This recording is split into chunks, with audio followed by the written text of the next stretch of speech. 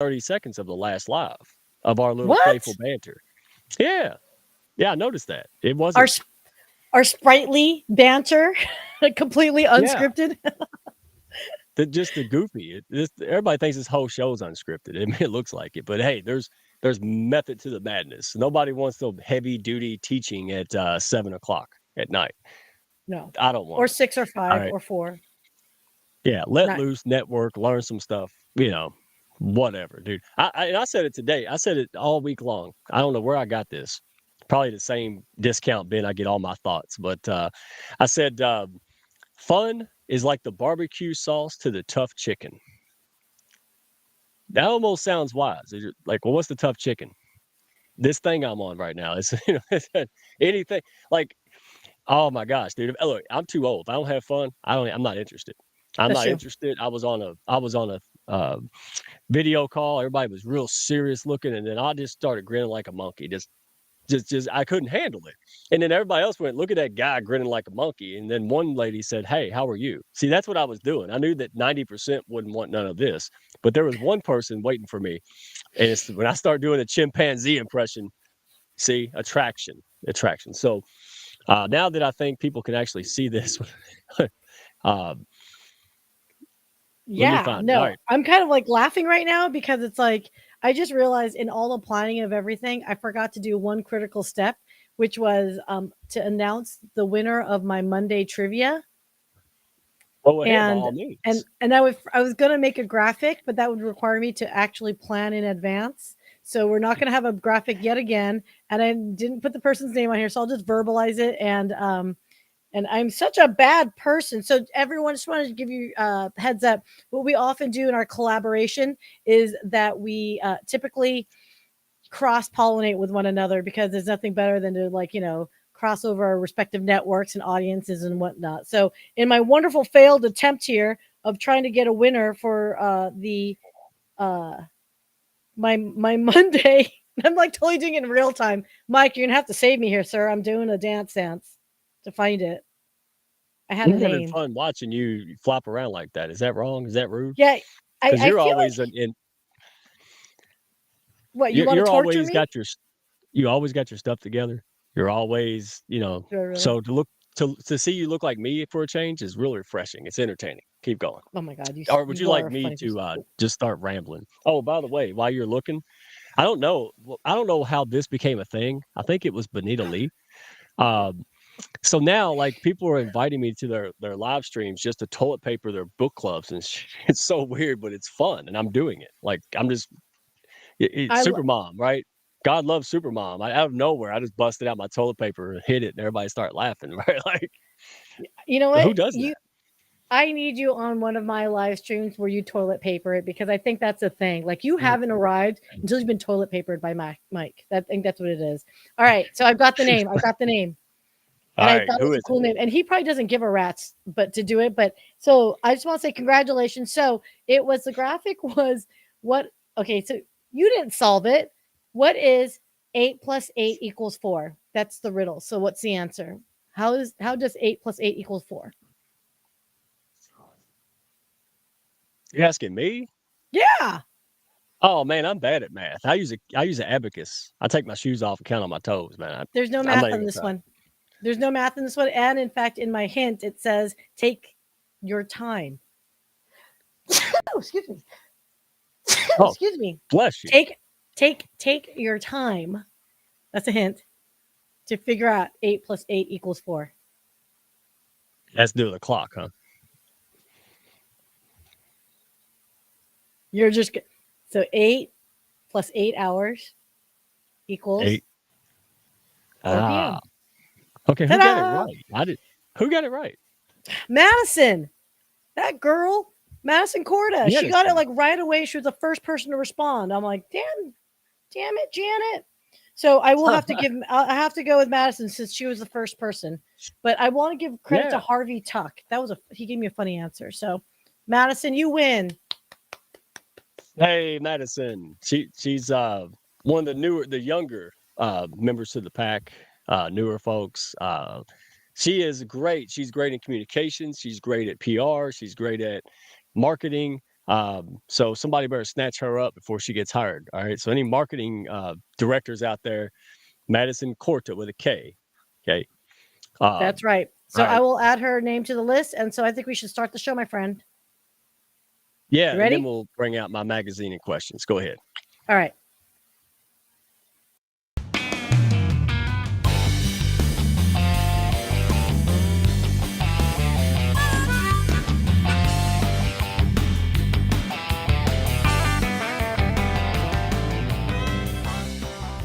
Are you looking to grow your business and your mindset alongside a fun and awesome pack? Grab a chair and your favorite beverage and join Mike Ashebrainer, the business mechanic, and his win-win network for the Hounds of Business Happy Hour.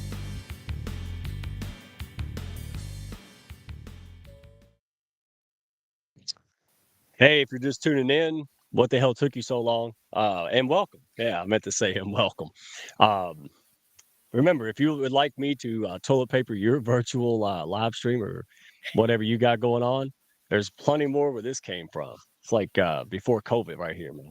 All right. So, oh, by the way, so I want to share this with everybody. I don't know how this slipped my old brain here.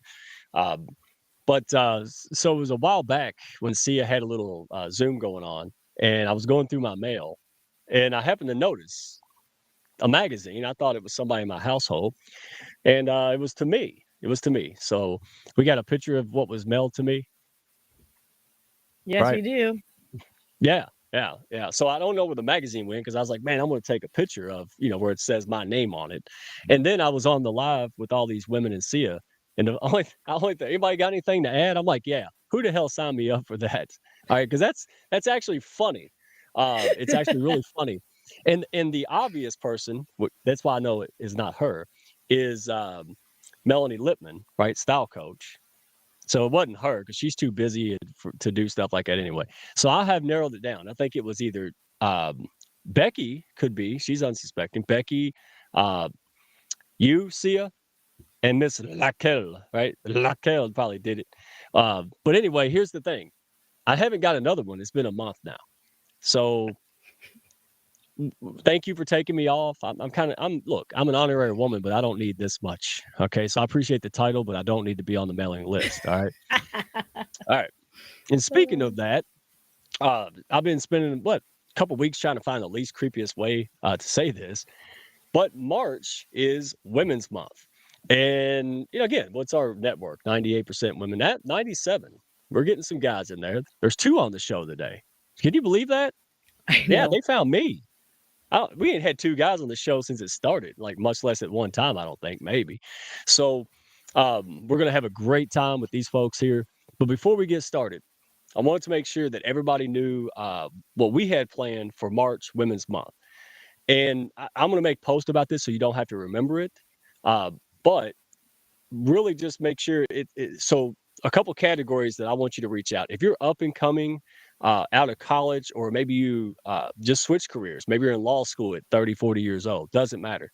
If you're new to something, I want to pair you with somebody who is seasoned, a seasoned professional. Right. So we might have, I don't know, Melanie Lipman and Lucia Cantor say no more. Right. And two people coming out in business and in law. Right. That would be a great time to see mentorship and get their questions answered and network real time on the stage here. So if you're interested in that, I'll make posts. But just so you'll know, law students, right? Talked about that. Experienced attorneys, coaches, there's authors, anything in law. Just I want to keep it general. Uh, New and experienced people in the tech field. Well, that's a big bubble there, right? So just tech, communications, PR, and media. If you're wanting to write a book or get into writing in general, and you're an author or maybe a content creator or something, that could be good. Podcasters and live streamers, maybe the three backstage would repeat this in March. I'll try to treat them right. And then something I haven't heard of. Maybe you're a trapeze artist or something, right? Something like maybe you're a female mom coach to other female up and coming mom coaches. I don't know. Just send it to me. So there's the email is the best way because I am behind on my LinkedIn. But either way, want to hear from you. Would love to communicate and kind of unfold this in March because it's coming faster than I can imagine it's coming. All right. Clear as mud. Miss Sia? There's mud, and I think, yeah, no. If there's any questions, just ping him. Everyone knows where to find Mike on LinkedIn. He lives there. So, yeah, no, I'm pretty much excited what you got going on for today's show, sir. Yeah. You can find me in a tree somewhere south of Louisville. Right. So I had, before we bring this, excuse me, before we bring this lady up, tremendous courage. I just found her. I don't know. Like, that's why I love doing what I do, bringing people to this show. People in the comments make this thing happen. Love to hear y'all's input. We put your questions up here. I mean, if we just did this and nobody was here, it would suck, right? Like, let's get real. So just wanted to let everybody know, but I met this lady just through the networking, and she just popped up. And I think I almost scared her because she, you know how sensical people calm people, and I come along like booger booger booger, it's a little scary, a little burning bush style. But what I noticed about her was she had tremendous courage. Very kind of shy, but assertive, but kind of introverted, artistic type. And I saw her do a live stream, and I was like, you know what? I know what kind of courage that takes, man. Like, I know. I had a friend out of high school that reminds me of Johanna. And I was like, what courage is that? Right. And we talk about that all the time, Sia, right? We talk about, you know, not having confidence. That don't come first. You have to have courage. Right. Just, I try hard, but I still look like a donkey's backside when I usually try. Right. Well, I Be did. nicer to yourself, sir. Be nicer to yourself. Come on. We're talking about self-love conversations with yourself internally. Come I on, love dude. myself. Oh, I love you. You saw me backstage, You know I love myself, right? You do. That You do. sounds weird. Yeah, comments below. What the hell is he talking about? You don't want to know. It's a kid show. All right. So let's bring her up. Let's just bring her up. Stop talking. And by the way, while we bring her up, let's show her what I did because, again, I'm quite the artist, right? You are quite the artist. And I have little kids, right? We all saw what I did with the oil change lady, right? I did her rendition. So I wanted to put one up there for Johanna. I know the pictures suck, but even a clear picture doesn't do justice. Here's why I wanted this up here. Me and my 4-year-old decided to draw Johanna. And can you tell which one? Maybe Johanna. Anybody in the comments? Can you all tell which one I drew versus the 4-year-old? And by the way, which one's better? All right, so let's go there. Johanna, which one did I draw? Well, I know you drew the orange one, and your daughter drew the pink one. Did I tell you? I think so, but I guessed it. I guessed it when you asked me. I was like, Okay. oh, it's the first one for sure. Hey. Okay, well, maybe you can answer this and be real careful before you answer. I'll kick you off my show. I'm a petty man. All right, which one's better? Your daughter's is better. She took All more right. time. Johanna, thank you for coming. It was great to see you here. I wish you all the best. You're horrible. He's terrible. Girl, I should. Normally I bounce myself out at this point, but look, I feel like I need to protect you a little bit today. Yes. So Yeah. She needs help. You need help. Oh, and before I get into all that she does, though, like I felt good. I felt really good. I popped into her live stream. She turned around like she saw a ghost, but it was me, Raquel, other people in the pack, and Eagles were there. And she turned around like she just met Santa Claus when she was 4. I mean, it was, guys, this is what it's about, dude. She was so happy. Didn't it take you like an extra hour to paint that little picture because I distracted the hell out of you? Like, it took you forever. Yeah, but you didn't care. You just owned that whole show. It was so fun to watch you. So welcome to the show. I couldn't wait to get you up here. Gosh, so when, how, and why? What were you always an artist? Or you grew up with an artistic eye, some passion, or is it something that you kind of leaned into? Just kind of start from there. Tell us like how you really leaned into art as a career. Yeah, like I kind of always grew up with an artistic eye, like, drawing and everything. And I had family members who did the same thing, but I definitely didn't think about it being like a career of mine, or at least trying to reach for it to be a career of mine until about like maybe 7 or so years ago. Before that, I was actually studying to be a therapist, a psychologist, and gave that up to do some art. That explains how you can handle me so well. So you got pretty far in psychology school, right? Yeah. Yeah. Yeah, Yep. definitely. Yeah. I'm knocking the dust off the old schooling here. I'm glad I can help you. Um, so I mean, right there, I don't want to overlook that because you doing what people would normally do, and some people would love to do, but I'm assuming you identified that's not what you want to spend the rest 40 years doing. Like, so it the courage that it takes. Like, when did you actually go from art as a hobby to a side hustle? Like, tell us about that. Yeah, so I don't know. I was I tried a whole bunch of master's programs and I was in the middle. I just dropped out of like social work school, to be honest, and I was trying to go and get my doctorate. And I was like super unhappy and there was I kind of always dabbled in art and there was one evening that I was like, okay, like I'm just going to pull out some oil pastels and paint, and I really enjoyed it, and I was like, this is what you're supposed to be doing. Like you're supposed to be happy doing this, and you're supposed to be making this like your career. And I recommend that for anybody, like whatever you're doing. If you're a tinkerer, if you like IT, if it makes you happy, you have to get into that. And so it took me a really long time. It's definitely like a really long time. It's not like I made a painting and then posted it and sold it for $1 million by any means. That did not happen. Yeah, It it's took, coming. Right. yeah, right. I hope so. No, actually took me about 5 years before I sold my first painting. Maybe 3 years because I also took like a year and a half off of trying to promote my art to like develop an art practice and actually start making artwork that I actually like. But yeah, so it just takes a long time, and I don't even know how to like explain it. Like you have to spend a lot of time doing art. Like I treat this like Right. my full-time job. So So you got natural ability, but you have to hone those skills. It's like anything, right? Being a natural yeah. athlete, being good at business or public speaking, you need to spend time honing it in, right? Getting better and making it yours. Um, well, so what are your sources of inspiration? Like, and first of all, what kind of art do you do? There's pastels, there's painting. What kind do you do, and what do you find is inspirational when you do this?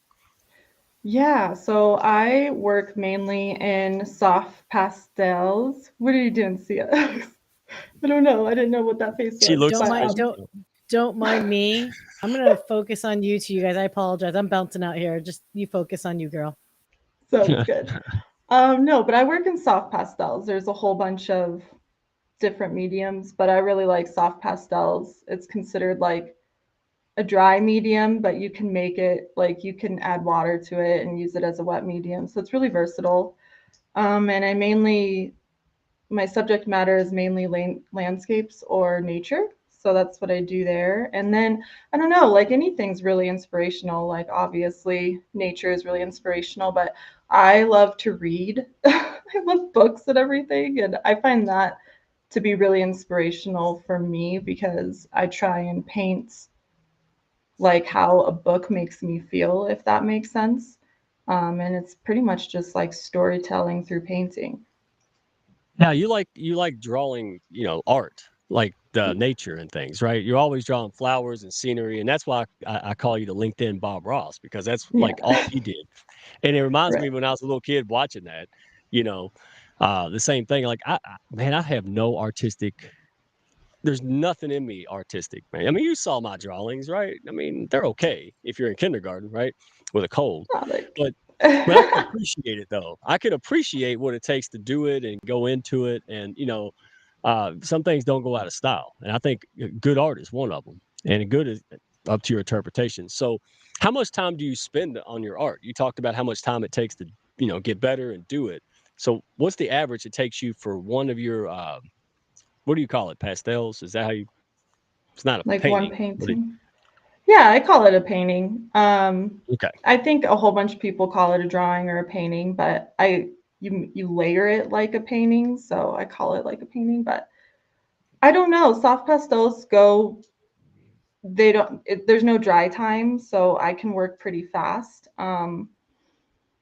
But like I would say, I don't know, because it's really more like an art practice, but I treat it like a full-time job, so I can spend anywhere painting like between 40 hours to 50 hours a week painting.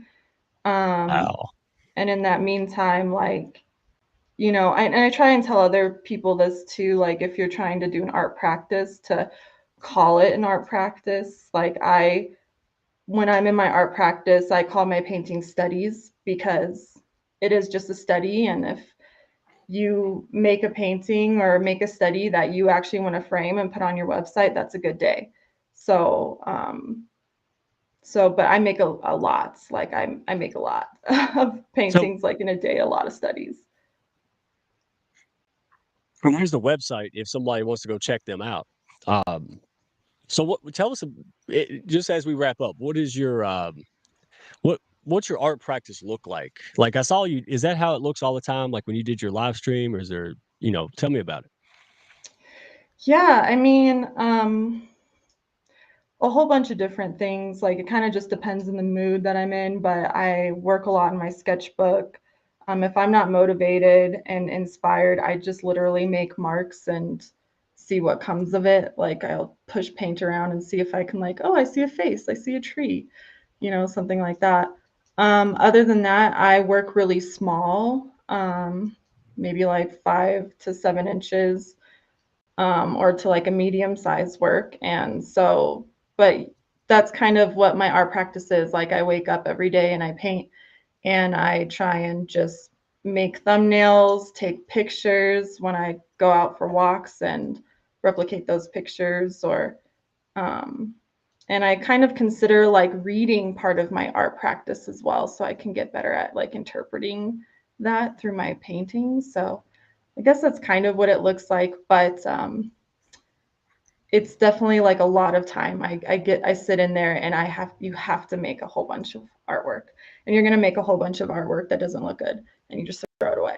Like, Yeah. so like you can't put your ego into it. Like you're definitely gonna mess up and make a whole bunch of junky art, but the more you And here's make, the the more likely you're gonna have a good painting. Yeah. I mean, just like anything on Earth, right? Um, Yeah, I mean, it's just look, Sia's back here chirping around. I know it was you. You took all that time. She's telling me we had 23 minutes in, and it was her that sat there and spent like 6 minutes trying to find a name, right? So you tell her, hang on. Anyway, love you, Sia. So yeah, wrapping up.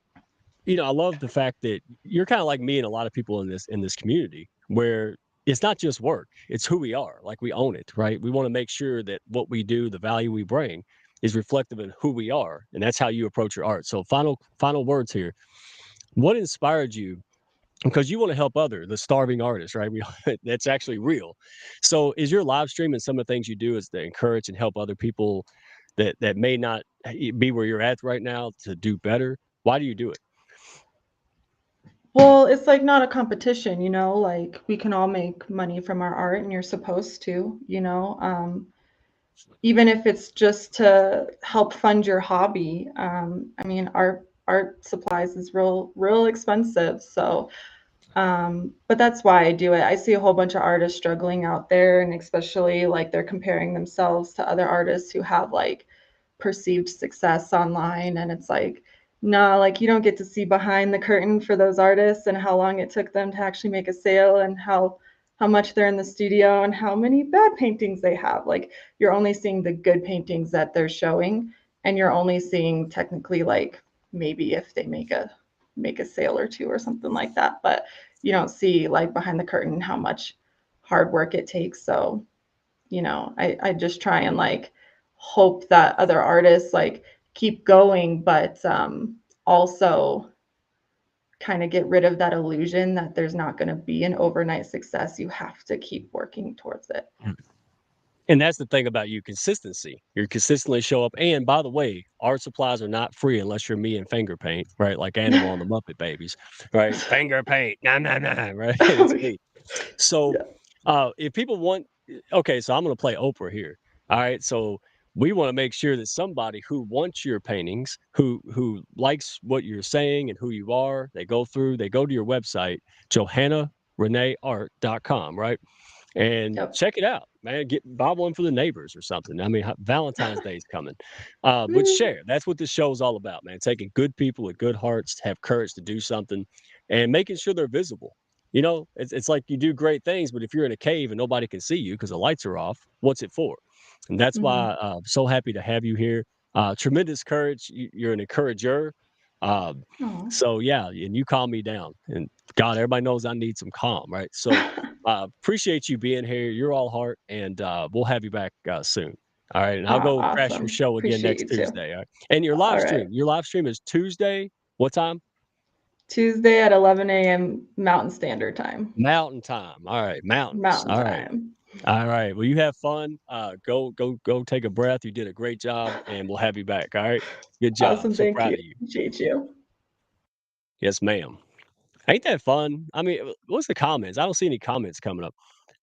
Share some of that. I mean, people, dude, the courage on the Mary Baker. I do finger paint like animal. Right. All right. So let's get the show going. Um, yeah, no, I say that after 27 minutes. C is gonna rob me for that one. All right. So let's start with Rena. I always get nervous. I don't say her name right. I met this marketing dynamo from tuning into Gabe Leal's live stream. All right. So once I start peeking around with Gabe, trying to figure out if I was doing okay or not, because he's the king, right? Uh, Rena was there.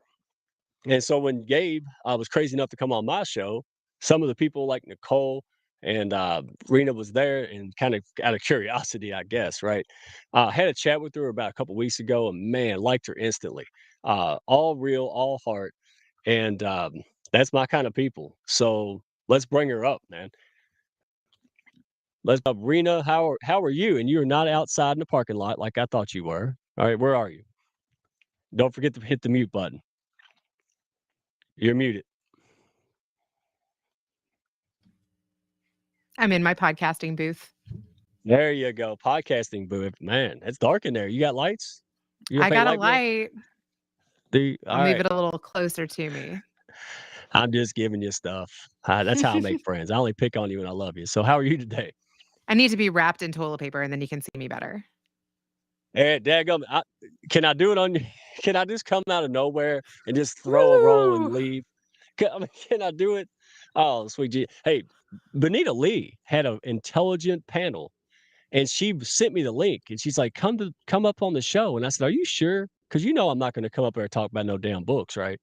And she let me up there anyway. And sure enough, just start toilet paper in there, and the viewership went up. Right? I'm like, "Yeah, there's a circus monkey here. Of course, the viewership went up." Then I left, and everybody got smart again. So you're no stranger to podcasting, marketing. I see you everywhere. Love your content. Love your heart. So Aw. before I bring everybody else up, I want to know, what did you do in your career before your current, gig and all the live stream and podcasts and stuff? What was your background in? I got my start in television and radio. So I started working in radio in college at an NPR station on campus at Purdue University. And what's so crazy is by me creating a podcast and being almost 300 episodes in, kind of like what Johanna was saying, is you get better, you hone your craft. And now I am going to be an on-air announcer at Cool.fm, the new Cool.fm starting in March.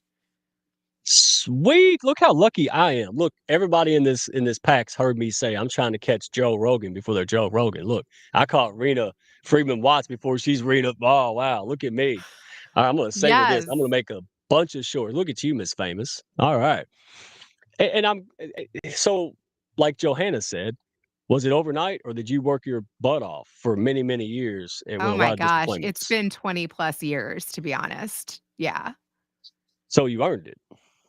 Yeah, that I think success is earned. so. Yeah, I'd say so. Um, so tell us about your current podcast, Better Call Daddy, right? Absolutely brilliant. I love the website. I'll tell you in a minute what I love about it.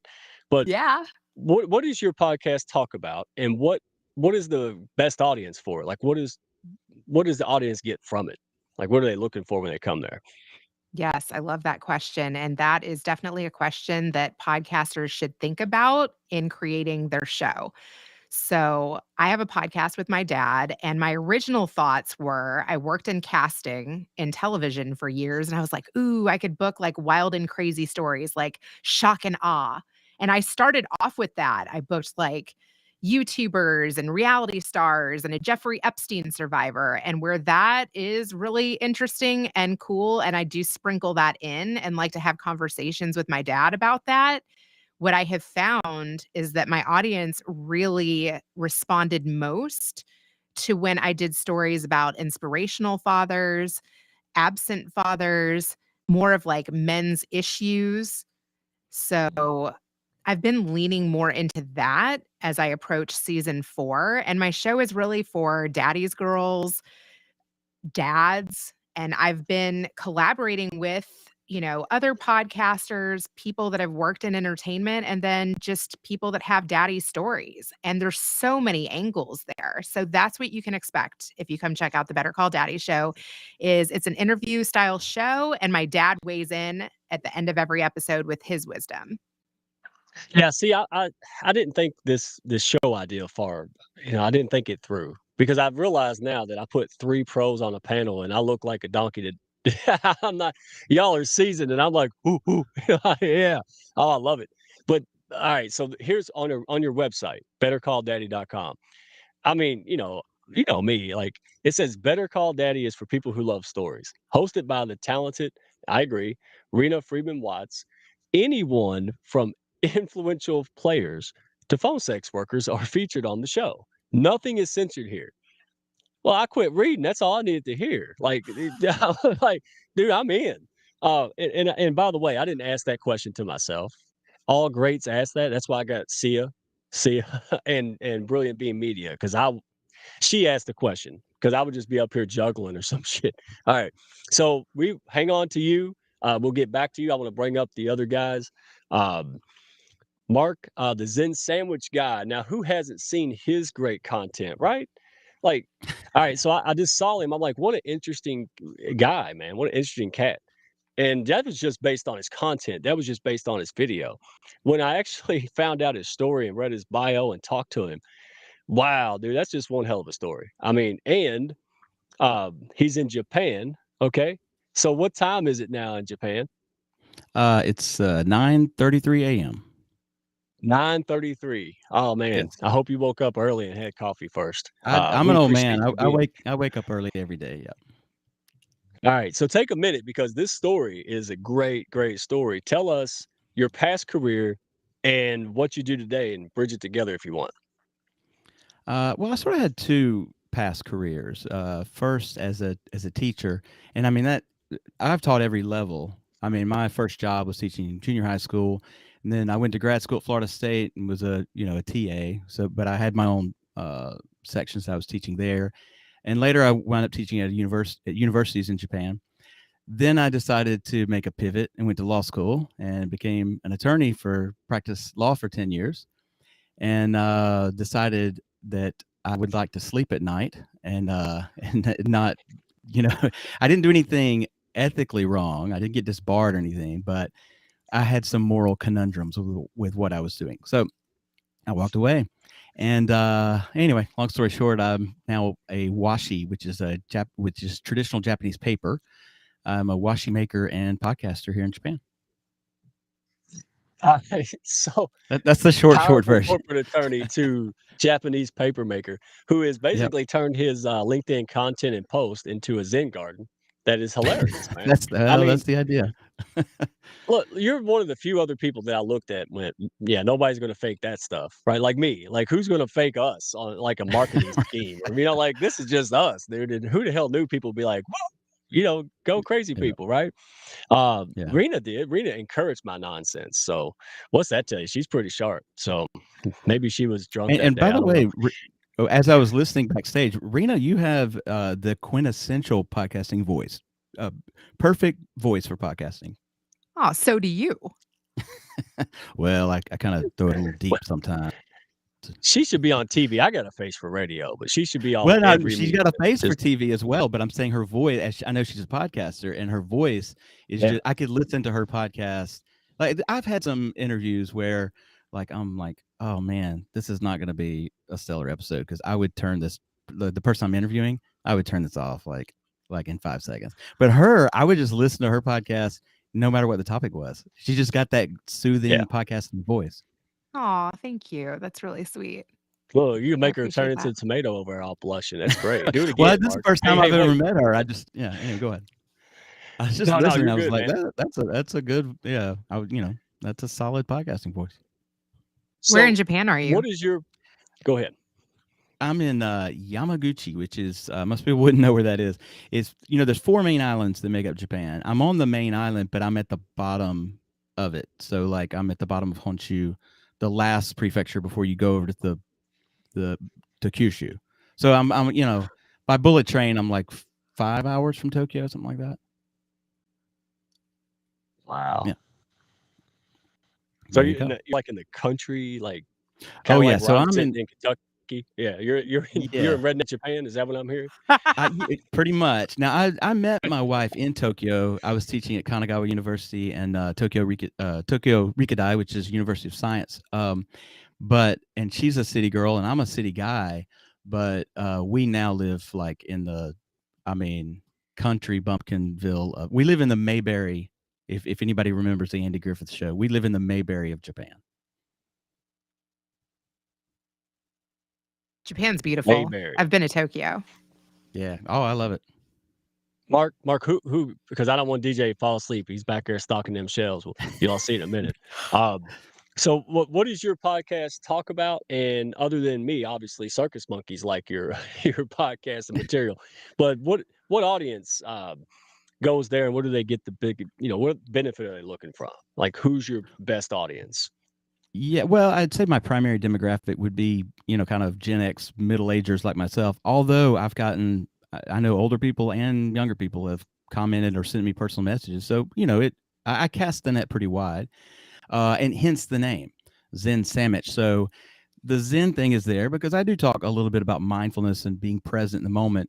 But the Sammich thing is there like, hey, don't take me too seriously. This is not a podcast for an aspiring Buddhist monk. This is more like, let me give... I try to have fun, try to have a variety of guests, and, I just try to give down-to-earth, practical suggestions for people and a Western version of Zen. So Alan Watts, if you're familiar with that guy, that kind of stuff, just practical advice and interesting stories. I just like talking to people who have an interesting story. Yeah, you're a fun guy, man. And speaking of fun guys, all right, I got to bring up last but not least, Mr. DJ. I think his birth certificate says disc jockey, DJ Flores. What's up, man? So disc jockey Flores. Hey, look, he's coming live from some stock shelving grocery store. All right, where are you at? Kroger? Is that where you're at? I think you kind of cut it. I think you cut it off over here now. I think you cut it off a little bit. Yeah. I seen you move the ketchup and stuff. Yeah. All right. Good job. I'm in the floor resale right here. I'm in the basement. He's a serial entrepreneur, podcaster, getting into live stream, and also works as a stock guy at a grocery store. Man, you are just bad, man. Bad to the bone. How are you today, man? Everything I could do, man. I'm great. Thank you for having me. I second what Mark said, Rena. Your voice, I would listen to you all day long too. You do have a great voice for it. So yeah, I agree. Oh my gosh, I'm coming back on this show. So I've got if I could just cut in for a sec, I've got another question for Rena. I was reading through when I was on, I wasn't reading the comments and I read back through them. Somebody asked, like, you've been in it over 20 years. Did you start when you were like 2 years old? I mean, you look like you're 23. Ooh, you and I have to connect after this. Just keep that coming. Hey, Mark, flattery will get you absolutely everywhere, bro. Good job. Everywhere. It's true. Especially when it comes to live streamers and podcasters. Yeah, we like it. We'll act like we don't, but we like it. So look at the comments. I'm blushing like a tomato too. A little bit of comments, a little bit of reviews, a little bit of subscribe. New best friends. Right. Yes. So DJ, I met you. Yes, sir.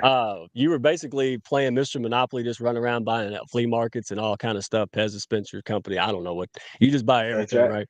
So Yes, sir. yeah, because you're a true connector and a pioneer. Yeah. So I've been using Becky Wolf words. I've been learning. All right. So how did you get into the whole serial entrepreneurship thing and podcast? And where'd you come from? Dude. So I was blessed, I guess, with the ignorance of belief in myself, since being a kid. And so I always believed there was something bigger. And so I've been in sales my whole life. I started in full commission sales very young. I was by 20 years old, I was full commission, working at H Gregg. And so full commission to owning a business is not very different, um, All except right. you get to run the whole thing instead of just sell somebody else's product. And so really just had this drive ever since being a kid, seeing my dad. Started Teen Dance Club when I was 21. Ended up expanding some other franchises, and now actually getting involved with loyalty brands. So yeah, excited, man. It's fun. Well, that was the short list. I'm glad you didn't read. We didn't have Sure. time for you to read the whole list. Gee whiz, Yeah, man. yeah, it's very short. We'll keep it short. Hey, maybe you can go to Japan and invest in paper. Hey, see, look at me, redneck Cupid over here. I You oughta, I'd like to hear more about that. I was curious he about that. I'm really like, does. what is that? I want to know. Hey, he's not joking. He's not joking. Zen Sandwich. He's for real, man. He'll have you like Amazon of Zen of Zen paper, dude. I have made international sales. I mean, we do most of our business here in Japan, but I've made international sales by people just being curious and like what do you use the paper for? And I've described some of the projects, and so I've had people There it order is. our artistic stuff, because my wife also does like orizome, which is like kind of, it's almost like a tie dyeing of the paper. And then I had a guy who he wanted a sketchbook for his daughter for her birthday with handmade Japanese paper. I'm like, this is kind of expensive stuff, man. And he didn't, he bought it Wow. anyway. Anyway, I've done business just people Hey, being curious. okay. See? Hey, so there's only DJ. All right. So this is the kind of Japanese paper I would be interested in buying and marketing. If you can get with DJ and turn this into an empire in about a month, I'll be your first customer. You do that. Yes. Look, he Let's figure it out. The wheels are already spinning. Uh, so tell us about your shows, because I know you got like 800 of them.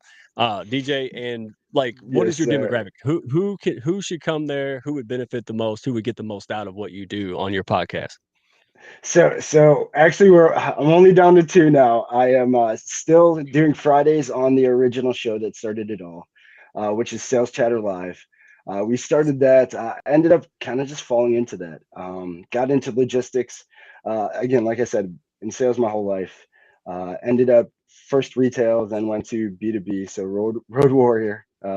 And so used that for a lot of the Zig Ziglar Mobile University, and it's where I kind of fine-tuned a lot of personal development that I didn't know I was soaking in as I was just driving, trying to sell appointments. Ended up then getting into logistics, and kind of felt guilty. There's a lot of money in logistics, but there's not very good training in logistics.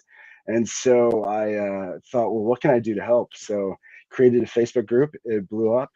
I think we got a little over 28,000 members now. And Wow. ended up got reached out from a guy in Canada, Dan Deegan, and he has a company called HPLS, which is High Performance Logistics Sales. Said, hey, do you want to do a podcast with me? Yeah, sure. And next thing I know, he said, right after we were done recording, he's like, you want to start ours?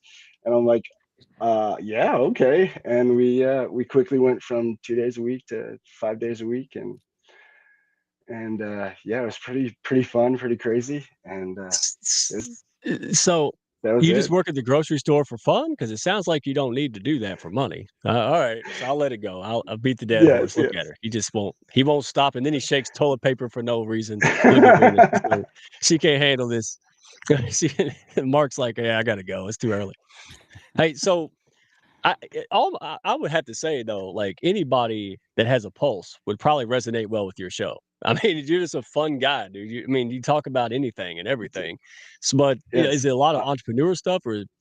Correct. Yeah. I really, I guess my thing of focus is more mindset, entrepreneurship, really getting the courage to get to the next level. And that's what the new show we're going to be starting, which is going to be branded and presented by Loyalty Brands.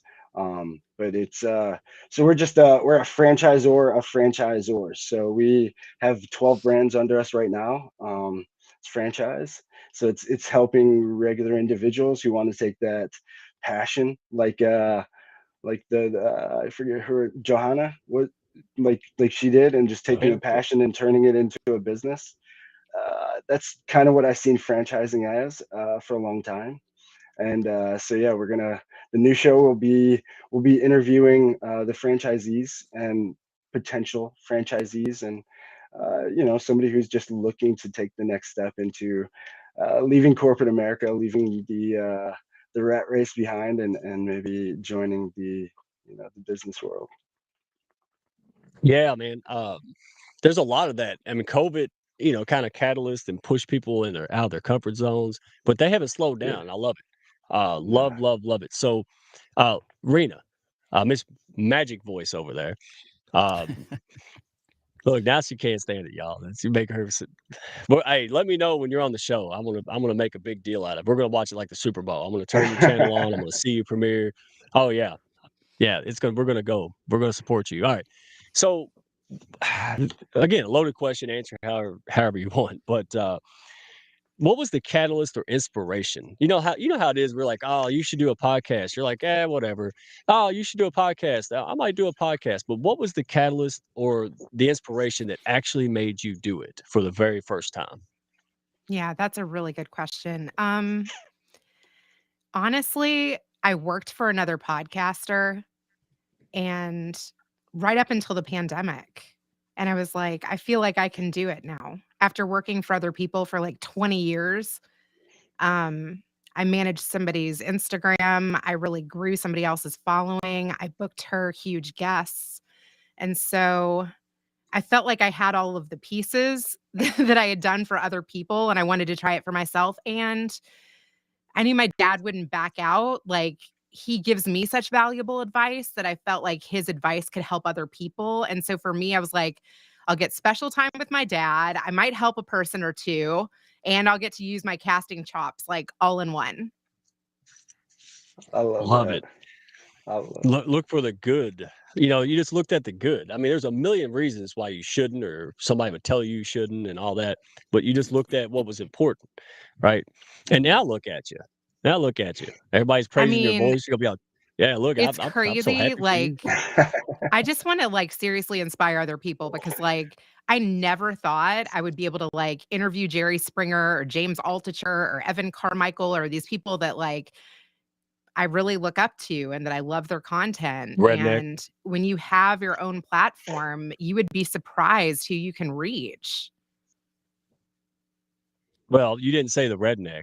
I mean, can I go in between Yes, like and the Jerry Springer redneck of and like maybe LinkedIn Drew Carey? who toilet papers cabins. Yeah, I'm yeah. from So, Louisville too. How cool is that? I just have to throw that out there. yeah. Oh, I'm from and let me Alabama. throw Does that something else out there. doesn't that make me a little Hey, bit you more get That's points redneck? for funny. that. That's redneck factor. It's down there. Yeah.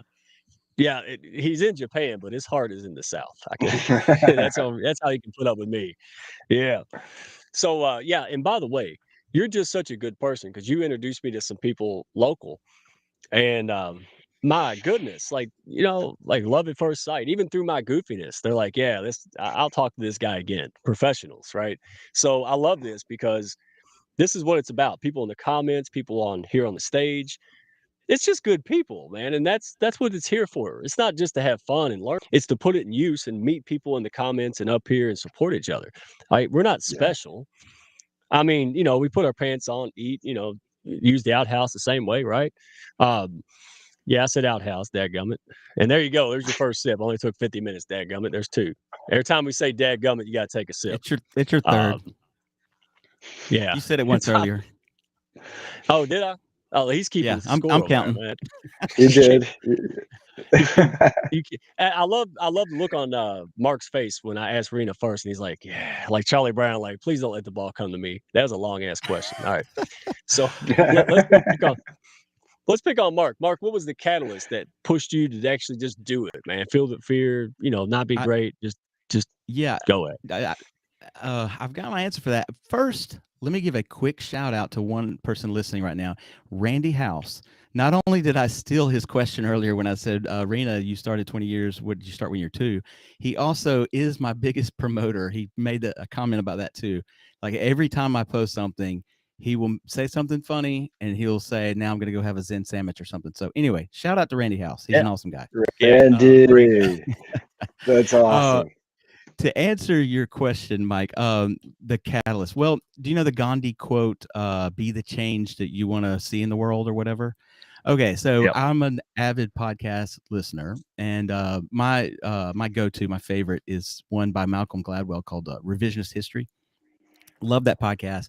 And now I can't, he's got a whole production team and got the money behind it. I can't put out one like that, but I try to do the indie version of something like that. And to answer your question, there was be the change I want to see in the world. There wasn't a podcast for me like that. It was Zen related and it was fun. If you go look up other Zen podcasts, you will and listen to them, you'll be asleep. You'll feel like you're meditating because you'll be asleep in 5 minutes. They're so dry, they're so Right. boring. And I just try to add some humor and life's supposed to be fun, not all meditation all the time. Thank you. Hey, I said this the other day all week. Again, fun is the barbecue sauce to dried chicken.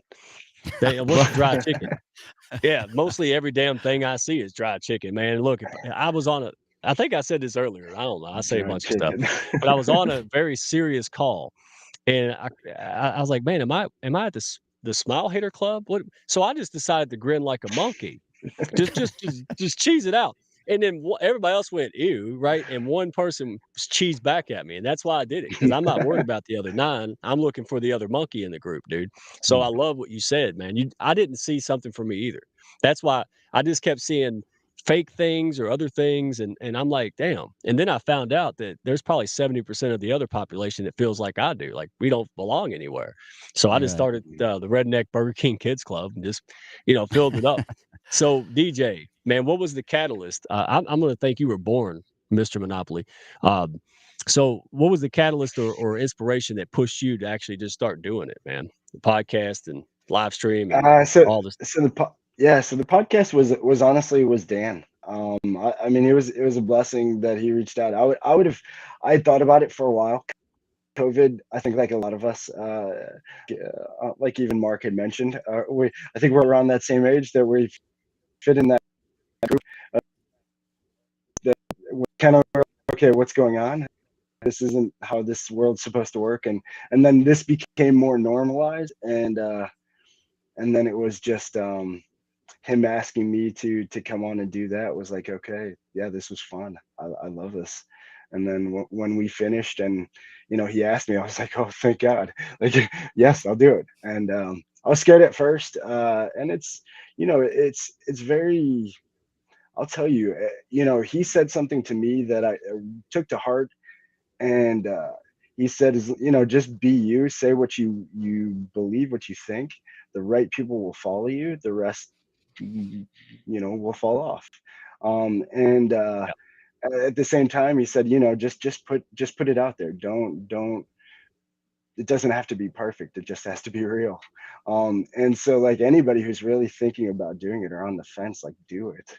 I promise you, like, the right people will find you and it will change your life. The connections, the network, the people that you meet, it's amazing. The last piece of advice he gave me when he talked was, I guess, selling me to do it, was he said his mentor, which one of his great mentors was Bob Berg. He said he told him, put content out for a year and you'll never have to work again in your life. And it's pretty true. Look at him. I mean, look at that face. That face don't lie. That's a happy face, man. Look, that's a happy guy.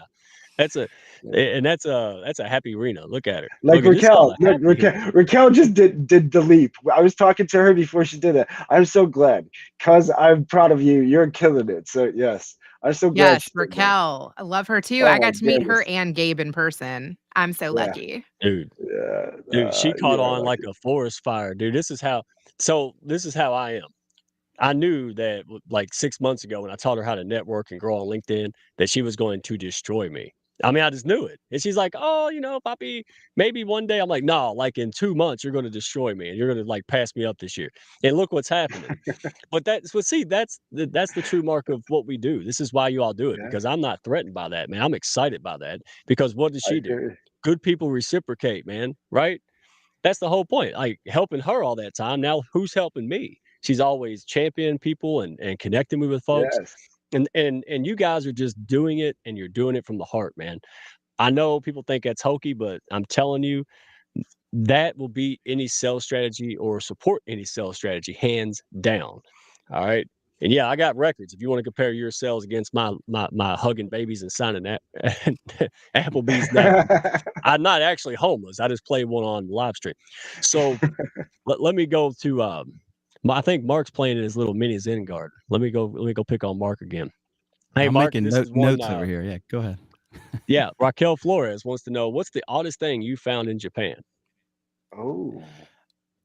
There, I'll make it brief, but there are three sorts of answers to that. The sort of obvious cultural shock thing are like conveyor belt sushi places and karaoke rooms. Like in America, you go to a karaoke bar and like you're singing in front of everybody. It's actually a lot more fun in Japan because it's like you and 5 of your friends go rent a room, get a pitcher of beer, and you just pass the microphone back and forth. That's a lot more fun than singing to a bar of strangers. But the really shocking thing for me, especially living in the countryside, this doesn't happen in Tokyo, but like in the countryside, the neighbors will walk into your house if you don't have the door locked, because the genkan, which is the little area where you take off your shoes before you come into the house, is technically considered like public space. And so like if somebody, like I've been home before and we didn't have the door locked, and this old lady, we live out in the countryside, and so everybody's a farmer out here, and she wanted to give us some cabbage. So she just like walked in the house, like, excuse me. And I was like, what? Is somebody in my house? And it was an old lady standing there with like 2 big heads of cabbage. And so I was like, arigato, thank you. And so that's kind of shocking.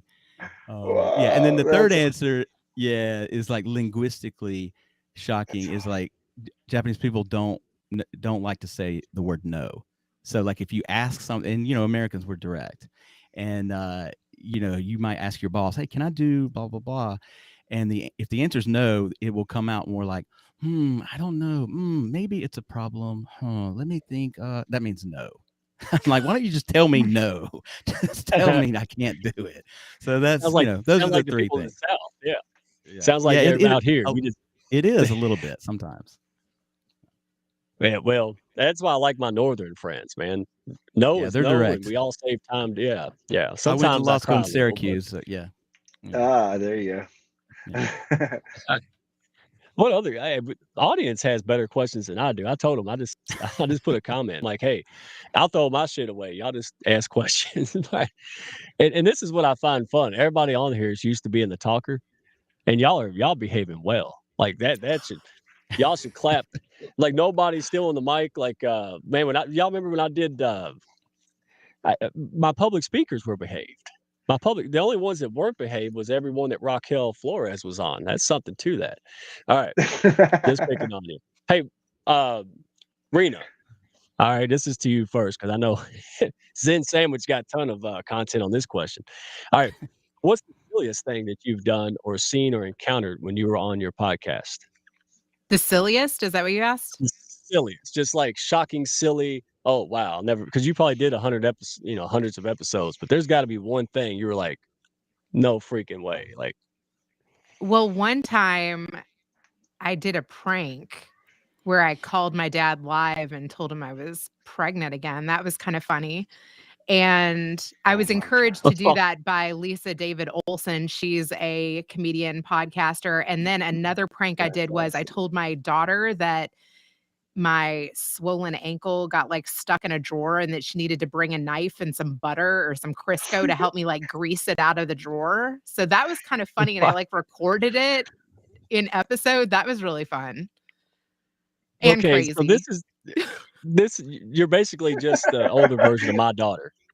Yeah, dude, she tries to prank me and do stuff like that all the time, but she forgets who she That's learned it so from, funny. right?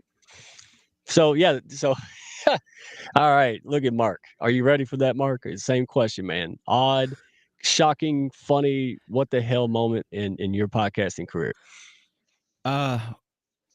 Two came to mind. One is it was actually when I was on another podcast, and I look back. I've been on a couple other podcasts as a guest, and this one was I was the most out of place of any podcast you can imagine. I can mention the podcast name. You can go look it up because I think it's out of commission now, but it was called the Shamrock Special, and the dude that was hosting the podcast, he was like a gamer. He had like a Mario t-shirt on or something, and you go look at his other the topics of his other episodes, they're weird. They're like gaming episodes. I can't remember what else. I was just out of place, but he had me on talking about conspiracy theories. And it was just like, this is odd. But as for my own, go ahead. No, I'm just laughing. Like It's weird. you like It's so talk weird. about paper, maybe, yeah. And but as for my own podcast, I will confess something. So I've done 102 episodes. There is one episode that I have pulled out of public domain. And because it was there, I've interviewed her 3 times. She has a following of like 100,000 people on Facebook. She's on every social media platform. Her name's Dr. Anna Zacherson, and she's a hoot. She's a great person. She's a Swedish person, lives in Berlin, Germany. She speaks like 5 languages. And I had her on the first time for science. That was great. On climate stuff, that was interesting. I've had her another time talking about fear. But her shtick, her niche on Facebook is she is all about science and kink. So like part of her thing when she posts stuff, some of it will be science related and some of it will be like latex leather kinky stuff. Oh. And so I thought it would be fun to like, well, I talked to her about science. Let's have her on. Let's talk about kink. Let's find the Zen and kink. Yeah, it didn't go over so well. I mean, it was fine. I was like, that's just really out of place for everything like else. a hooker in a monastery. Yes, sir. I took it out of the lineup. There you go. Yeah. Oh wow. See, I'm gonna keep you That's funny. around, dude. You make me feel good. I appreciate you. And you just go by, dude. You're like a pack of butter. You just glide through it. Like I would be standing there going, "Did you see that crap?" But you're like, you just slick as oil, man. That's the Zen way, man. So hey, Nicole and Guy, the lingo. Raquel helped me practice that. She is a great lady. Also, Rena, another one that jumped on my bandwagon thanks to Gabe Leal. So she has a question to DJ. We'll just put it to DJ. Your most embarrassing. So we don't want your cutest story. Those two got away easy. We want your most embarrassing moment on the live or podcast. What was it? So actually, it was probably just recently.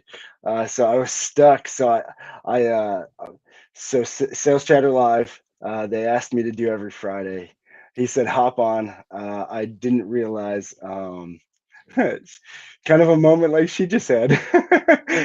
My daughter snuck up right here and was dancing in the background, waving. And I was like, oh no. So I brought her up. And so if you do check out that one of the last Fridays of Sales Chatter, she did make a little appearance. But yeah, so Oakley came sneaking up from the back, and I was like, no. But yeah, that's probably the fun. most embarrassing. But that was fun. That's fun. I mean, it ended up okay. Yeah, I don't even remember when I did it. I got to go back and find it. The dog came through the doggy door because I'm in my office shed / workshop. So she decided to come through the doggy door, run through all my cables, and damn near pull my laptop backwards. So yeah. So then I'm like, push the mute button. You see me go whack and like whooper. Like that was, and I'm like, oh crap, I'm live. Shouldn't do that. No. Oops. Right. Oh wow. We don't have any more questions. Oh my goodness, God gracious. I got questions. I just want the audience but they're just having a ball. They're like gremlins in the comments, man. They Have are. I fun. love the audience. I really do. I feel like Becky up here, and shout out Becky. I seen you if you're still there, but uh, she, I'm getting caught up in the chat. It's amazing. Everybody talking and stuff. It's crazy. It's hard not to play in that, dude. That's why I love going to other Well, people's shows so I can go play. Like, I yeah, don't yeah. somebody asked me today, "What do you think, Mike?" I'm like, I wasn't listening." I'm like, "I like pictures. I don't know." Like, I just pulled the toilet paper out and started going crazy because I didn't know what the hell he's talking about. So yeah, but it's my show, so I'm required to pay some attention. All right, hey, Nicole, that definitely before we beats go, me. Sorry. so who should we pick on? Who? Maybe the audience would tell us who we should pick on first, but there's probably like a 10-hour delay on this damn thing. Um, Hey, we'll just go in order. We'll just go to Arena. She's a pro. She's on all pro circuit now on TV and stuff soon. So we'll just pick on her. All right. What advice would you give someone? So there's a little Rena. All right. She's out there and maybe she don't have the courage and she keeps getting self-doubt or, looks at us and goes, "Oh, I can't do that." Looks at y'all. She wouldn't look at me and say that at all. But what would you say to somebody that's just wanting to do it, but they're too scared or don't think they can? What encouraging words and experience would you share with them? Find an encourager.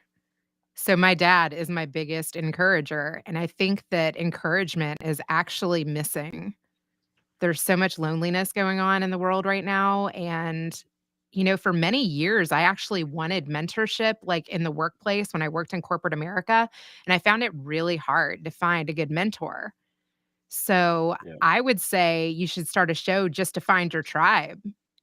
And then from that, create accountability partners. Like you can literally find encouragers or accountability partners with people from online. That's totally fine. Find like minded people. And even if you only check in with them like once a month to see where they're at, not even necessarily to do business together, but just to encourage each other to like keep your dreams alive. That's the Dude, biggest piece. love it. Keep going. Keep going. Okay, so Yeah, I here's was just something giving you from rah-rah. I today. wasn't telling you. Yeah, here's Keep going. something from today. So I actually work with people that want to start podcasts. And here's something that I think you need to think about, like when you're starting a show. One, why are you creating it? Like you actually need to think about that. Why the title? Have reasons for that too. Who is the show for? Who are your guests going to be? And who are your listeners? Like if you think about those things, you will be much more intentional with what you put out. Yeah, I'll try that starting next show. Okay, cool. Yeah. Can I Actually, just echo a sentiment on that? Also ahead. I would encourage newbies to somewhat script. You don't have to totally script your show, but at least have bullet points that you want to talk about. Don't just show up and shoot the poo like I'm trying to be family friendly here. Like Joe Rogan. Like I can go to Starbucks and over listen to two people just talk, kind of have a theme or something you wanted a plan for your episode. So Yeah, and you don't have to have it fully mapped out. Like a lot of Right. times I don't get to all of the questions that I want to ask. Another really big thing when you're first starting out is you have to be an active listener. And for me, like I naturally want to interrupt. So for probably like the first 50 episodes, I literally would mute myself because I'd rather have a pause than me stepping over what someone wants to say. Because a lot of times they're not even done with what they want to say and I'm ready to take over. Right? So if that's Right. your tendency, mute yourself. Yeah, and again, and sorry, DJ, if you're about to jump in, but it's another good point that I want to mention is that if you're recording your episode and you're going to edit later, you can let them go during your recording because you can always break up if someone goes on for 5 minutes and you need to break up that monologue because it might all be good and valuable information, but it can get, I break it up and I like go into the editing and I interject a little narration in between every 2 minutes or so. And it keeps the flow of the podcast going more smoothly. You could even put in like a or I love what you just said. You can Yeah. like put in little. I do Totally. that sometimes. And I'm gonna do my head just like you did it. That is a pro thing, dude. Look, I'm getting free advice here, hot dog. Hey, Rena, I love what you said. Um, it's like the movie Field of Dreams. Now I'm showing my real age. See this Avon lady wrinkle cream? I'm much older, right? So Field of Dreams, if you build it, they will come. I love what you said. All the people still watching this, all right, that just do it. That's what this whole show is about. The whole show is just to get off your duff. All right. So now I'm gonna Mark Reed, G-rated. Duff. All right, get off your derriere and just go do something. And I love it because that's why I did this, because I wanted to do something I haven't seen out there. I wanted to be surrounded, build a network. So, by the way, if you're looking for encouragement and encouragers, you're come to the right place, man. This is why this pack exists. This is why the nest is here.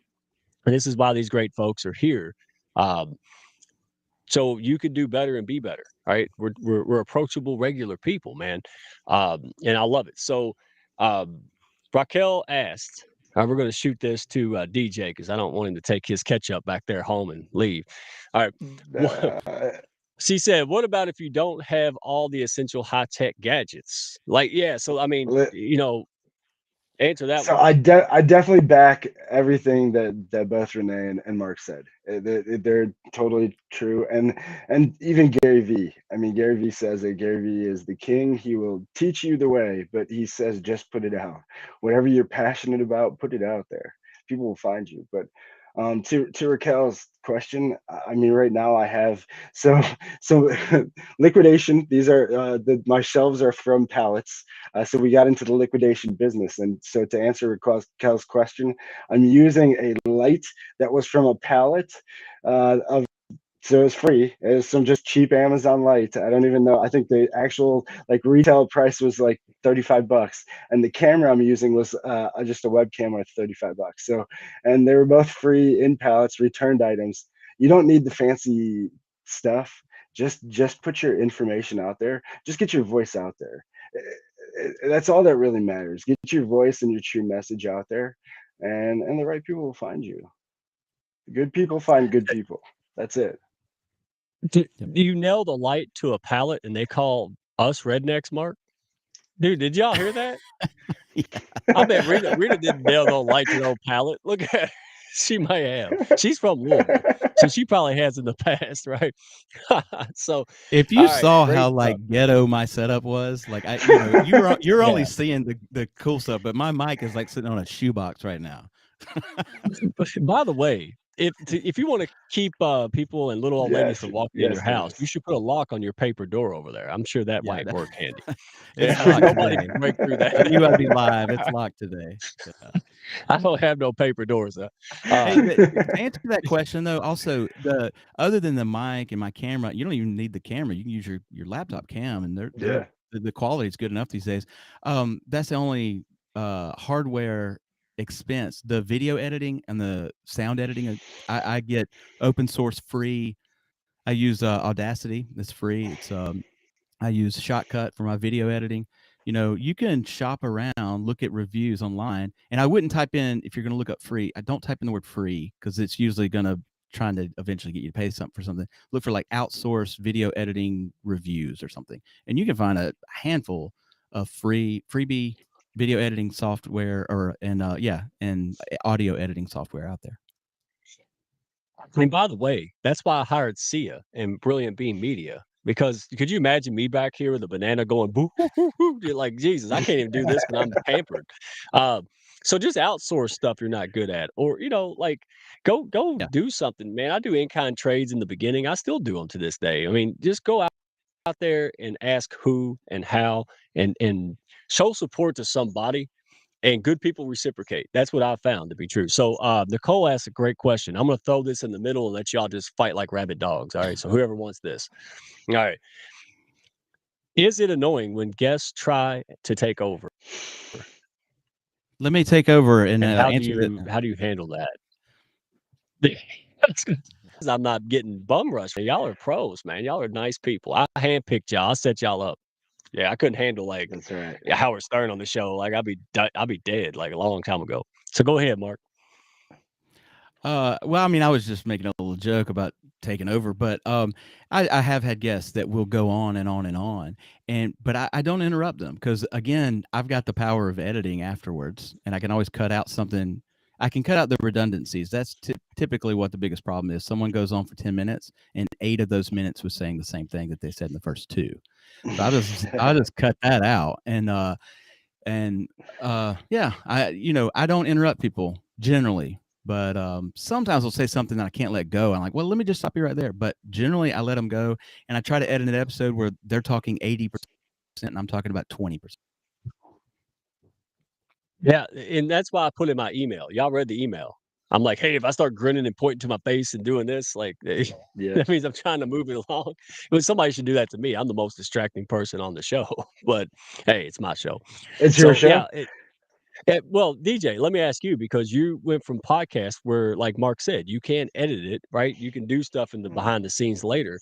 I sure as heck can't. So you're going from podcasting and live streaming. How's your experience? Yeah. So we did podcast and live stream. Live stream, it's just, I mean, again, I think to have a great show, again, with just echoing off of what both of them said, have a structure, have some questions, but it doesn't have to be all planned out. I think the off the cuff does help, but just having the genuine message and letting them talk. To be a uh, great in sales, I think a great podcast host, you have to be a great listener, and an active listener. And so just catching certain things that they say, but letting them talk and letting them just share and kind of, you know, having little ways to trigger them to kind of let you jump in, or having certain things that, I'll tell you, ended up from Sales Chatter Live, had a younger kid mention that him and his friend had a code word that they would say if they wanted to go back to a point. So they would say something that was like to trigger them to stop or at least cut off their point. So I had mentioned that a few times to people who I knew would talk like, hey, if I say this, I want to actually you said something I want to kind of talk more about. And so that's like a little, like, I guess a nice way of, like, Was it like a weird word? Like you had to work in the word cupcake or something, or like Yeah. banana? you or, know what? So his was a weird word. I think like it a was safe like word. it was It's a safe yes, it was kind of like a safe word, and it was a weird word that I was like, hey, I like that. But when you say it, you're like, oh, hold on. When he said it, I was like, okay, yeah, I guess it would make me think like, whoa. And so, yeah, and it works. I'll tell you, it works. Try it. It works. Oh, okay. Well, on that note, thank you for the setup there. Rena, do you have a safe word for your podcast? Like, so how do you handle? So, here's what I think. I think Rena smiles at people and they just shut the hell up. But how do you get guests from overtaking and going on way too damn long? Like, how do you handle that? So I have a couple thoughts on that. I research people now a lot more than I used to. Mhm. Yeah.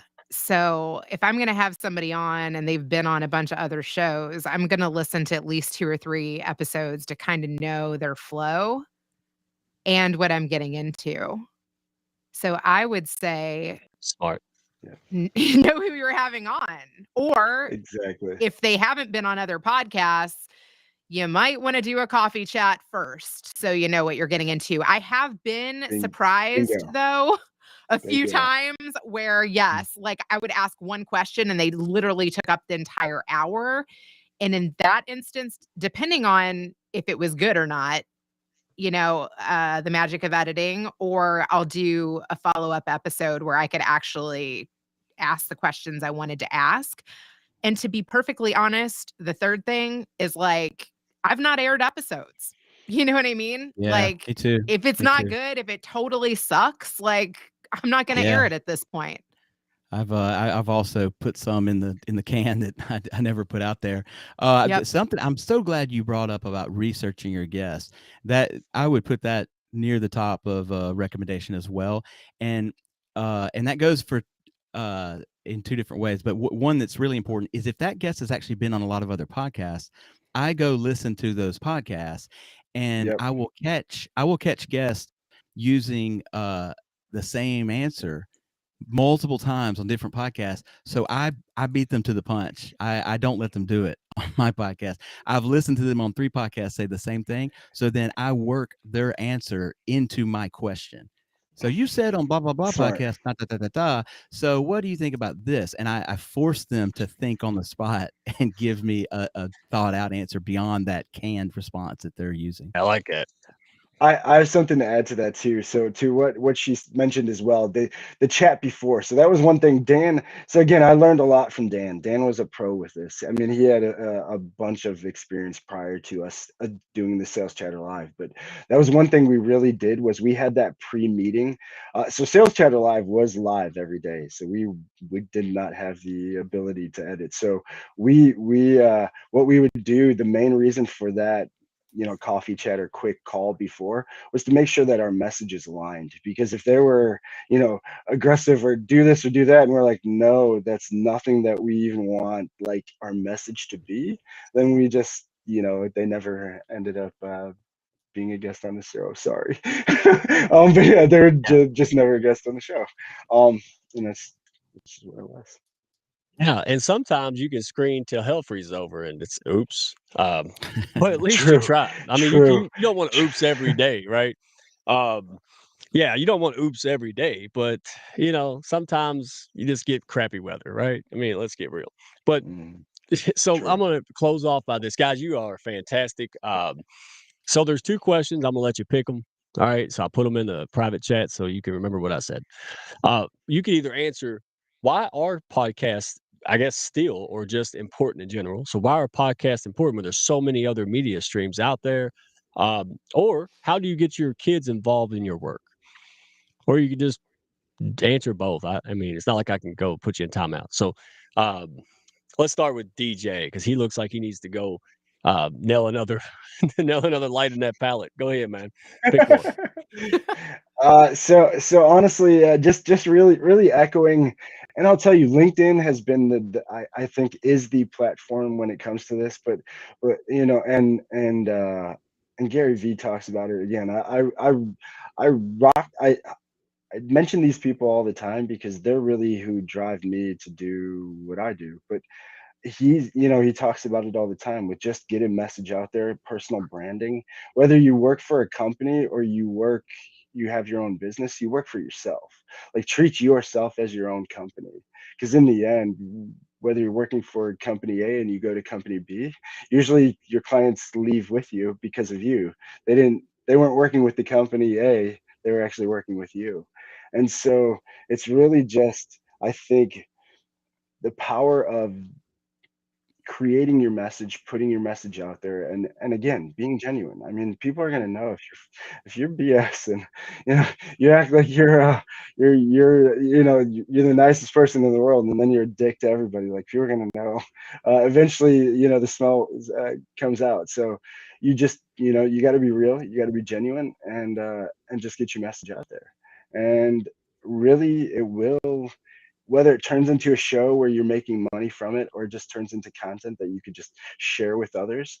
I mean, just the lifting that it's done for me from anybody who's watched any of our shows.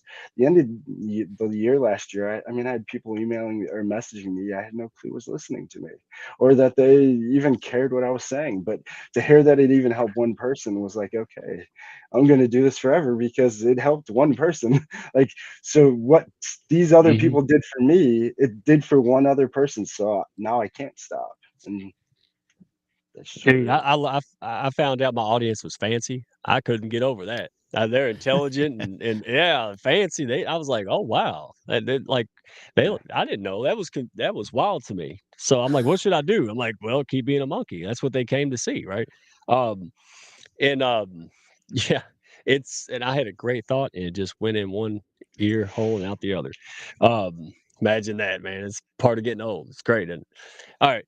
So we'll go ahead and pick on Mark. He looks like he's playing in that sand, that Zen garden again. I All make right. notes. That's another thing I'd recommend podcasters is if you're listening to someone, Yes. make notes while you're Notes. going. Yeah. So Yeah, like, it looks like I'm you, playing Candy Crush, but I'm actually taking notes. That's well, some of what I'll say echoes what DJ was saying, and that's that, you know, when you get positive feedback directly from people, it makes it all worth it. I used to sort of get discouraged when numbers weren't going up. I mean, my show has grown over the last 2 years, and I'm pleased with it. But sometimes I've gotten like, oh man, my numbers didn't go up this week or whatever. But then I'll get a DM, I get a direct message from someone that's like, hey, thank you for doing that show. It changed my life or changed my way of thinking. Boom, it's worth it for me. It's worth it for me right away. And then also doing podcasting, I get to meet cool people like DJ and Rena here. I mean, that I didn't know them before today, so I feel like I got 2 new friendships. If they're willing, if they don't block me, and and last, this is a little side note. It's cool to see like how far your show can reach. Like I can see when my show's been downloaded in like Slovenia or something, or like 1 week, Chartable sends me emails like, "Hey, you were in the top 25 for self-improvement podcasts in Ireland 1 week." I'm like, "Really? Wow. That's crazy." Wow, that's awesome. Well, there might have been like 5 people, and probably they were looking for like the Drunken Pig podcast or something and hit mine instead. But whatever, I'll take it. It's like we thought this was Jeff Foxworthy show. Wait a minute, that's not Jeff. Hey, whatever, I'll take it. Yeah. And who did I not call? It was Rena. Is it your turn? Rena. Yeah. It's my turn. I wanted to talk about how I get my kids involved in my show. Yeah. So I actually use my kids in the intro for the transitions, and I've brought them to many live shoots. I've brought them to like different events around town. My daughter's bat mitzvah is this weekend, and I took her to the event space last night to get on the mic and practice it. And she was already comfortable with the mic from having done some VO work in this little podcasting booth in the dark. So I take my kids, I show them what they're doing. Like the fact that I'm starting at cool.fm, I literally played behind the scenes of that for her on my phone.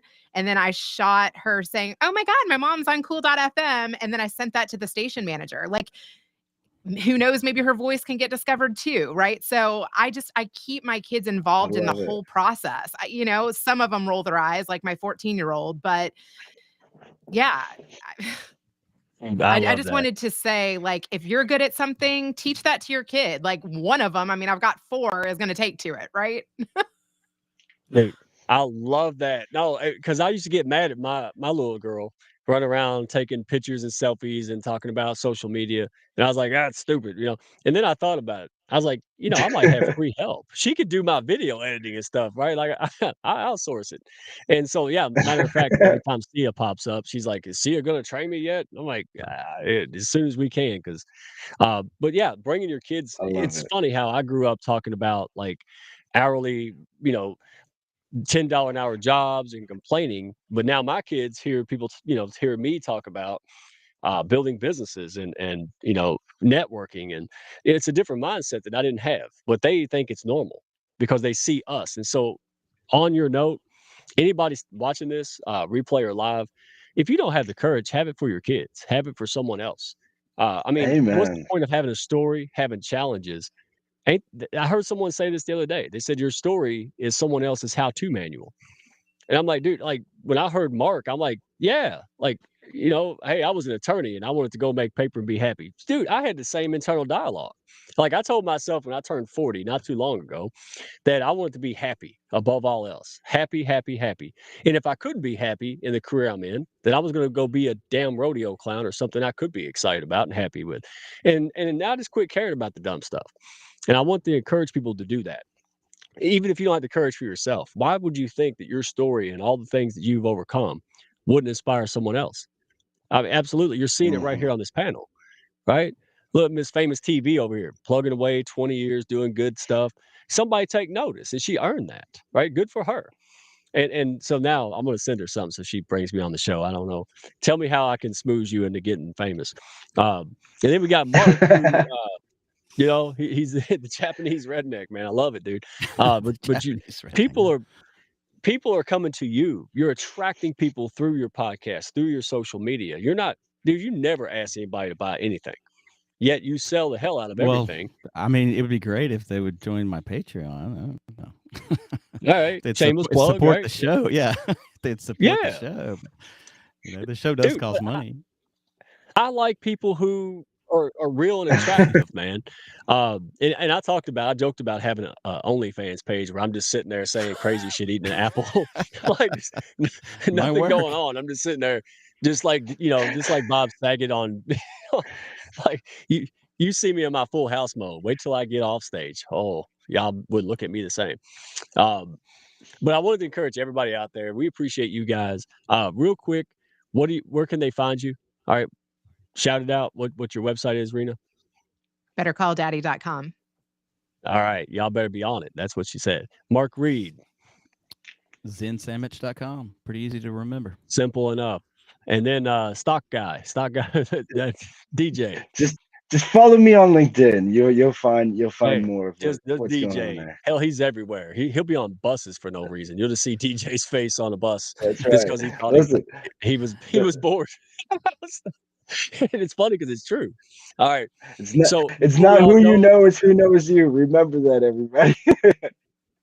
Yeah, before I have to sneak on when we're leaving, because if I say we're leaving, everybody leaves. I don't want them to leave. The show's not over. Go check out Miss Raquel. Miss Raquel, I can't roll my R's. See her, where are you? Miss Raquel Flores, her show on Saturday. I'm not sure if she just changing the times. Just be there Saturday. Y'all look on LinkedIn. It's everywhere. You'll know when she's Yeah. airing it. But go check her out, man. Pack leader. I've known her for months, worked with her, and she's the first person kicking my butt. Right. So thank goodness that she still likes me. And all boats rise. And there's Miss Jody Lamb to the right. This side. Yes. I'm not sure if the mirror image is right. And then there's our one and only Sia. Yep, look at that big I had old to jump smile. in. She's so happy. I had to jump in because this Saturday's episode will be a special one, and it's because Raquel is going to be coming up to Dallas, and Jody and I are based up here, and so we're going to be all together, all in one little screen together. So She has a pretty great last name too. It is La Familia. And I'll be sitting in my tree and by myself again. Well, Rena, when you coming to Louisville? She'll never tell me. He's like, I ain't telling you. Yeah, you the crazy fam nut. is coming here this weekend. Actually, they're coming to Houston. Hey, tell them I'll sit on top of the luggage rack if I have to. I'll pay for gas money and some food. I'm coming too. All right, I'll be there. I'll see you all soon. All right. Go check out Raquel. She is amazing, has great guests. Great. If you want to be a part of the pack, part of the Hounds community, there's no putting you down here. All boats rise. Just do it. That was what you heard all these people take their time out for. What are you doing, robot? Go calm down. Look at C over. So, did I miss something? Did I miss a cue? No, I'm just showing like Oh, okay. go Raquel's I- corner there. So Here, Anyway. here, stop that. All right. So you all appreciate you all, everybody in the audience. Y'all make it fun, man. March, don't forget March. Watch my post and come to me about that. I cannot wait to showcase up and comers with people who are there. That is just exciting to me. So if I could ever be of service to you guys, y'all let me know. Rena, super excited about you. Keep us posted on that. That's awesome. I'll be looking for you. And Sia, you're the best. You put up with me after a hard days of work and all my goofiness and stuff ain't right and people blame you. It's actually me. So I appreciate you, man. You make me look good, and that's no easy task. Yes, ma'am. All right. So without further ado, hey, we'll catch you on the next one. Go be nice to each other. Go share your crayons. Practice them daggum kindergarten skills. All right. Have fun while you're working, and we'll see you around, guys. Appreciate you. thank you. And take a sip. He said, "Dadgummit." Dadgummit. Thank y'all for stopping by. Be sure to follow, share, and like. and send me a message if you had fun today. Y'all come back now.